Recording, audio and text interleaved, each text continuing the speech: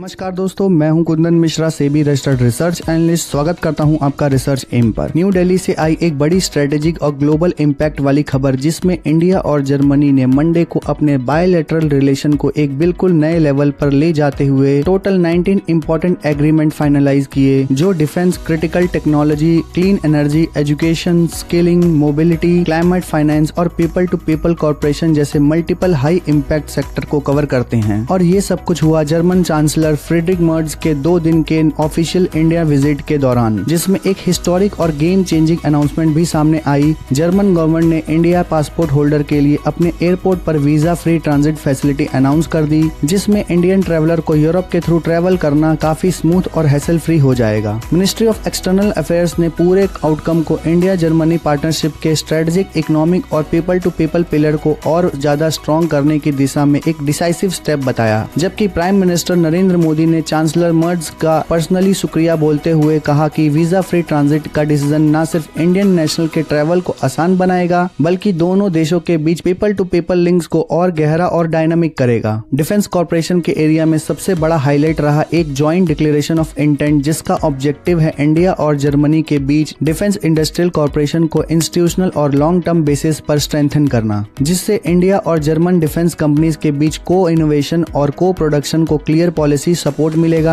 और इसी कंटेस्ट में इंडिया और जर्मन सीईओज फोरम को एड्रेस करते हुए पीएम मोदी ने यह भी कहा कि डिफेंस के साथ साथ स्पेस सेक्टर में भी नए कोलैबोरेशन अपॉर्चुनिटीज ओपन होगी, जो इंडिया के इमर्जिंग स्पेस इकोसिस्टम और जर्मन की एडवांस इंजीनियरिंग कैपेबिलिटी को एक साथ लाने का काम करेगा। इकोनॉमिक एंगेजमेंट को और ज्यादा स्ट्रक्चर्ड और रिजल्ट ओरिएंटेड बनाने के लिए दोनों देशों ने डिसाइड किया कि newly establish India German CEO forum को अब joint Germany India economic and investment committee के फ्रेमवर्क के अंदर इंटीग्रेट किया जाएगा, ताकि पॉलिसी लेवल डिस्कशन और प्राइवेट सेक्टर प्रायोरिटीज के बीच बेटर कोऑर्डिनेशन हो सके। क्रिटिकल और इमर्जिंग टेक्नोलॉजी के फील्ड में भी कॉर्पोरेशन को एक स्ट्रेटेजिक पुश देते हुए दोनों देशों ने semiconductor ecosystem development, critical minerals corporation और टेलीकम्युनिकेशन कोलैबोरेशन पर focus declaration of intent sign किया, जो फ्यूचर रेडी टेक्नोलॉजीज में इंडिया जर्मनी पार्टनरशिप को एक स्ट्रॉन्ग ग्लोबल फुटप्रिंट देने के लिए काफी इंपॉर्टेंट माना जा रहा है। एनर्जी और सस्टेनेबिलिटी इस विजिट का एक और मेजर पिलर रहा, जहां ग्रीन ट्रांजिशन को एक्सेलरेट करने के लिए इंडिया की एम ग्रीन और जर्मनी की यूनिपर ग्लोबल कमोडिटीज के बीच एक सिग्निफिकेंट ऑफटेक एग्रीमेंट साइन हुआ, जिसके तहत जर्मनी को ग्रीन अमोनिया सप्लाई की जाएगी, जो क्लीन एनर्जी और ग्रीन हाइड्रोजन वैल्यू चेन के लिए एक क्रूशियल स्टेप है। इसके अलावा रिन्यूएबल एनर्जी कॉर्पोरेशन को इंस्टीट्यूशनल सपोर्ट देने के लिए इंडिया के पेट्रोलियम और नेचुरल गैस रेगुलेटरी बोर्ड और जर्मनी के जर्मन टेक्निकल और scientific association of gas and water industry के बीच एक MOU साइन हुआ, जिसका focus renewable energy standard, gas infrastructure और फ्यूचर फ्यूल पर ज्वाइंट वर्क होगा। एजुकेशन, स्किलिंग और मोबिलिटी के सेक्टर में भी इंडिया और जर्मनी ने एक comprehensive higher education road map adopt किया, जिसके साथ साथ एडिशनल एग्रीमेंट कंक्लूड हुए, जिसमें सबसे इम्पोर्टेंट है हैदराबाद के नेशनल स्केलिंग ट्रेनिंग इंस्टीट्यूट में रिन्यूएबल एनर्जी के लिए एक national centre of excellence for scaling का एस्टेब्लिशमेंट, जो इंडिया के ग्रीन जॉब्स और स्किल्ड वर्कफोर्स एजेंडा को डायरेक्टली सपोर्ट करेगा। फॉरेन पॉलिसी और सिक्योरिटी कॉर्पोरेशन को और स्ट्रक्चर्ड बनाने के लिए दोनों देशों ने track 1.5 foreign policy and security dialogue establish करने पर भी एग्रीमेंट किया, जिसमें गवर्नमेंट और स्ट्रेटेजिक एक्सपर्ट्स दोनों शामिल होंगे। साथ ही इंडो पैसिफिक पर एक dedicated bilateral dialogue mechanism launch करने का डिसीजन भी लिया गया, जो रीजन में ruled based order, maritime security और स्ट्रेटेजिक स्टेबिलिटी जैसे इशू पर इंडियन जर्मनी कोऑर्डिनेशन को डीपन करेगा। क्लाइमेट फाइनेंस के एरिया में जर्मनी ने इंडिया के साथ अपनी लॉन्ग टर्म कमिटमेंट को रिफर्म करते हुए green and sustainable development partnership के under additional 1.24 billion euro commit किए, जो renewable energy, green hydrogen, PM e-bus सेवा प्रोग्राम और क्लाइमेट रेजिलेंट अर्बन स्ट्रक्चर जैसे प्रोजेक्ट को फंड करेंगे। जबकि प्राइम मिनिस्टर ऑफिस ने यह भी हाईलाइट किया कि जर्मनी ने पहले ही 2030 तक की इस पार्टनरशिप के लिए 10 बिलियन यूरो कमिट कर रखे हैं, ज्यादातर कंसेशनल लोन के रूप में है, जिसमें से लगभग 5 बिलियन यूरो 2022 के बाद से यूटिलाइज या ईयर मार्क किए जा चुके हैं। रिन्यूएबल एनर्जी इंफ्रास्ट्रक्चर को और ज्यादा कोऑर्डिनेटेड बनाने के लिए India Germany platform for investment in renewable energy world wide के अंडर एक बैटरी स्टोरेज वर्किंग ग्रुप भी लॉन्च किया गया, जो grid stability, energy storage solution और क्लीन एनर्जी ट्रांजिशन को एक्सेलरेट करने में मदद करेगा। ओवरऑल चांसलर फ्रेडरिक मर्ज का ये इंडिया विजिट सिर्फ एक डिप्लोमेटिक एंगेजमेंट नहीं, बल्कि एक फ्यूचर ओरिएंटेड स्ट्रेटेजिक रीसेट को रूप में देखा जा रहा है, जहां डिफेंस से लेकर डिजिटल, क्लीन एनर्जी से लेकर क्लाइमेट फाइनेंस और एजुकेशन से लेकर मोबिलिटी तक इंडिया और जर्मनी ने ये क्लियर सिग्नल दिया है कि दोनों देश एक दूसरे को लॉन्ग टर्म स्ट्रेटेजिक पार्टनरशिप के रूप में देखते हैं और आने वाले सालों में ये पार्टनरशिप न सिर्फ बायलैटरल लेवल पर बल्कि ग्लोबल गवर्नेंस, सस्टेनेबल डेवलपमेंट और टेक्नोलॉजी लीडरशिप जैसे एरिया में भी एक डिसाइसिव रोल प्ले करने वाली है। ऐसे ही इंफॉर्मेटिव वीडियो के लिए लाइक करें, सब्सक्राइब करें हमारे चैनल को। Thank you for watching our video.